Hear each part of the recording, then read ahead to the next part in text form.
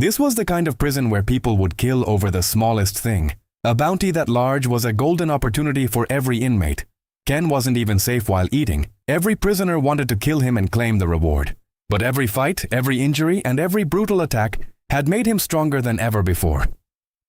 One day, an inmate sneaked up behind him and threw acid made from chemicals directly onto his face, burning half of it.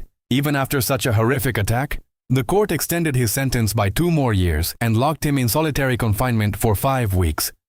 Instead of breaking him, the isolation made Ken even more dangerous. Prisoners kept coming after him, but one by one, they met their end. His body had learned to endure unbearable pain. The situation had become so extreme that even after being stabbed, he would simply pull the knife out as if he couldn't feel pain anymore.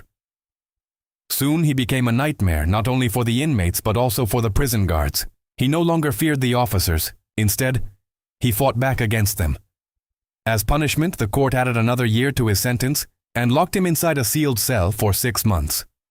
After a long time, Ken was finally taken to meet his mother, but she had already passed away. The moment he learned the truth, years of suppressed rage exploded inside him. As the guards escorted him back, Ken suddenly attacked them.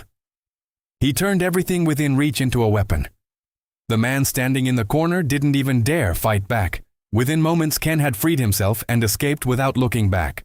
Once outside, he found a change of clothes, blended into the crowd, and boarded a bus. But he wasn't running towards safety. He was going to settle every score for the years of pain he had endured. His first stop was the police officer who had brutally beaten him during his interrogation years earlier. The officer still believed Ken was the same weak man he had once tortured.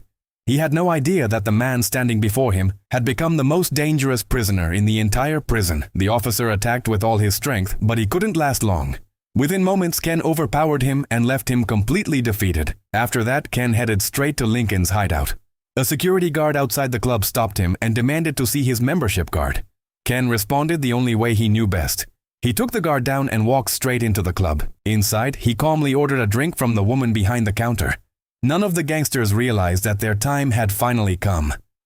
Every criminal in the club already looked nervous because the previous night, one of their men had been brutally murdered by an unknown attacker. Everyone was talking about the incident. Suddenly, one gangster stood up and began telling an exaggerated story about his so-called bravery. He boasted that he had frightened the mysterious attacker so badly that he had made him wet his pants. Sitting quietly at the counter, Ken smiled and said, "Tell the truth, kid. Wasn't it you who wet your pants that night?" The gangster's face turned red with anger. He stormed over to Ken and shouted, "Who the hell do you think you are?" Ken looked at him calmly, smiled, and replied, "I know exactly who you are.